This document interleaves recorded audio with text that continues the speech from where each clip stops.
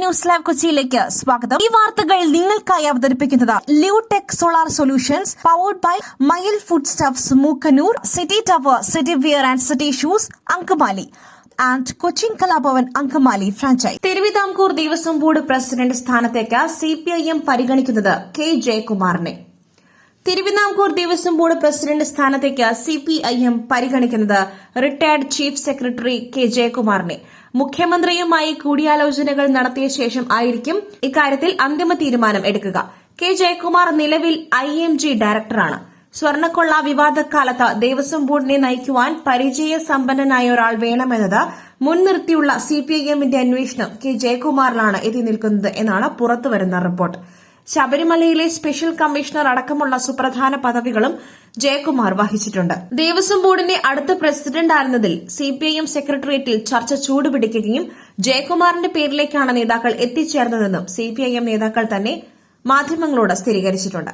Chief സെക്രട്ടറിക്ക് പുറമെ tourism secretary Thunchath Ezhuthachan, Malayala സർവകലാശാല vice chancellor, Kerala state film development corporation MD, MG university registrar തുടങ്ങി നിരവധി പദവികൾ അദ്ദേഹം വഹിച്ചിട്ടുണ്ട്.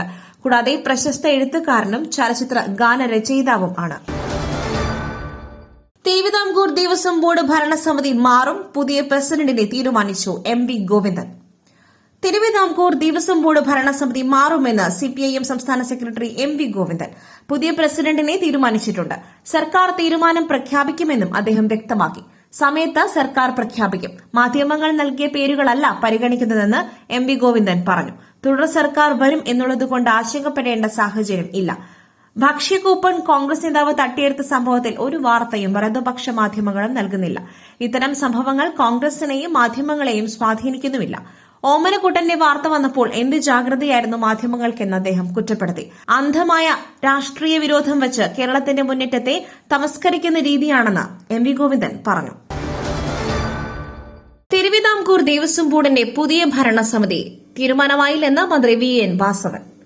തിരുവിതാംകൂർ ദേവസ്വം ബോർഡിന്റെ പുതിയ ഭരണസമിതിയുടെ കാര്യത്തിൽ തീരുമാനം ആയില്ലെന്ന് ദേവസ്വം മന്ത്രി VN വാസവൻ. മുഖ്യമന്ത്രിയുമായി ആശയവിനിമയം നടത്തി തീരുമാനം എടുക്കും എന്നതാണ് മന്ത്രിയുടെ പ്രതികരണം. സിപിഐഎമ്മിന്റെ ഇന്നത്തെ സെക്രട്ടേറിയറ്റ് യോഗത്തിൽ ദേവസ്വം ബോർഡിന്റെ കാര്യത്തിൽ തീരുമാനം ഉണ്ടാകുമെന്ന് പ്രതീക്ഷിച്ചിരുന്നു. അത്തരമൊരു ചർച്ച നടക്കുന്ന കാര്യം നേതൃത്വം സ്ഥിരീകരിക്കുകയും ചെയ്തു. വിവിധ ജില്ലാ കമ്മിറ്റി അംഗങ്ങളിൽ നിന്നും ഇതുമായി ബന്ധപ്പെട്ട നിർദ്ദേശങ്ങൾ തേടുകയും ചെയ്തിരുന്നു. എന്നാൽ മുഖ്യമന്ത്രിയുമായി ഇതുമായി ബന്ധപ്പെട്ട് ആശയവിനിമയം നടത്തുവാൻ നേതൃത്വത്തിന് കഴിഞ്ഞിട്ടില്ല.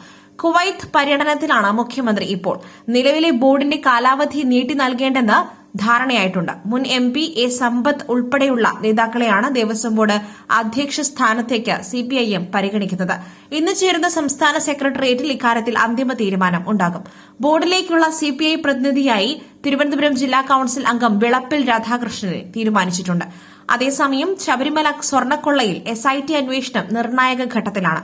കേസിൽ പ്രതികളായ ദേവസ്വം ഉദ്യോഗസ്ഥരുടെ അറസ്റ്റ് വേഗത്തിലാക്കുവാനാണ് SIT തീരുമാനം. മുൻ ദേവസ്വം കമ്മീഷണർ N വാസുവിന്റെയും സെക്രട്ടറി ജയശ്രീയുടെയും അറസ്റ്റ് ഉടനുണ്ടാകും. ഒടുവിൽ അറസ്റ്റിലായ മുൻ തിരുവാഭരണ കമ്മീഷണർ KS ബൈജുവിനെ ഇന്ന് കോടതിയിൽ ഹാജരാക്കും. ഉദ്യോഗസ്ഥ ഗൂഢാലോചനയിൽ KS ബൈജുവിന് മുഖ്യ പങ്കെന്ന് SIT വ്യക്തമാക്കി.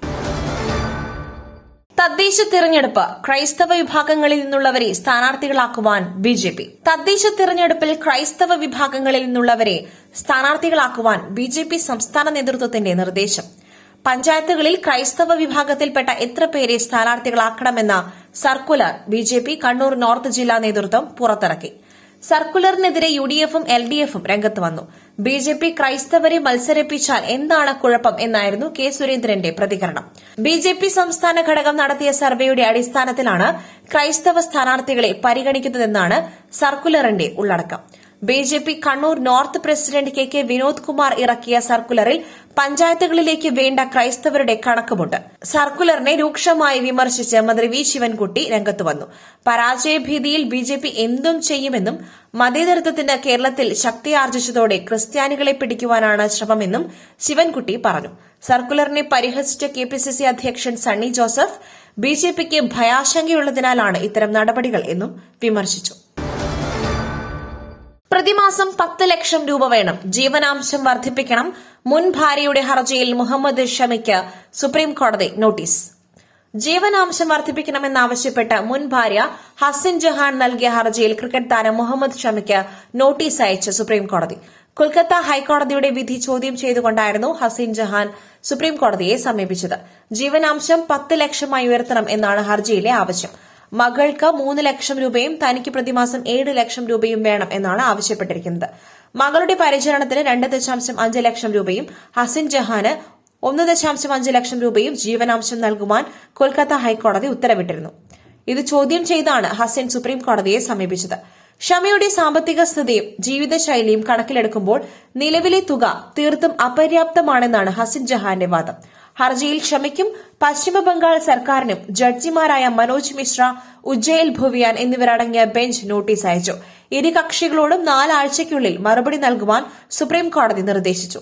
2021-22 ആദായ നികുതി റിട്ടേൺ പ്രകാരം ഷമിയുടെ വാർഷിക വരുമാനം ഏകദേശം 48 രൂപ കോടിയാണെന്നും ഹർജിയിൽ ഹസിൻ ചൂണ്ടിക്കാണിക്കുന്നു. Range rover, Jaguar, Mercedes, Fortuner തുടങ്ങിയ ആഡംബര വാഹനങ്ങൾ ഷമിയുടെ കൈവശമുണ്ടെന്നും ഹർജിയിൽ ഹസിൻ പറയുന്നു. പുട്ട് രുചികരമാവണമെങ്കിൽ മയിലിന്റെ പുട്ടുപൊടി തന്നെ വേണം. അതിന് ചെമ്പാപ്പുട്ടാണെങ്കിലും അങ്ങനെ തന്നെ. മയിൽ റൈസ് ആൻഡ് ഫുഡ് പ്രൊഡക്ട്സ്, ശ്രേഷ്ഠം സമ്പുഷ്ടം. ശബരിമല സ്വർണ്ണക്കൊള്ള കേസ് മുരാരി ബാബുവിനെയും സുധീഷ് കുമാറിനെയും SIT കസ്റ്റഡിയിൽ വിട്ടു. ശബരിമല സ്വർണ്ണക്കൊള്ള കേസിൽ ദേവസ്വം ബോർഡ് മുൻ അഡ്മിനിസ്ട്രേറ്റീവ് ഓഫീസർ മുരാരി ബാബുവിനെ തിങ്കളാഴ്ച വരെ SIT കസ്റ്റഡിയിൽ വിട്ടു. സുധീഷ് കുമാറിനെ 12-ാം തീയതി വരെ SIT കസ്റ്റഡിയിൽ വിട്ടു. കട്ടിളപ്പാളിയുമായി ബന്ധപ്പെട്ട കേസിൽ അറസ്റ്റിലായ മുൻ തിരുവാഭരണ കമ്മീഷണർ KS ബൈജുവിനെ 2 ആഴ്ചത്തേക്ക് റാന്നി കോടതി റിമാൻഡ് ചെയ്തു. മുരാരി ബാബുവിന്റെ ജാമ്യാപേക്ഷ പരിഗണിക്കുന്നത് 12ലേക്ക് മാറ്റി.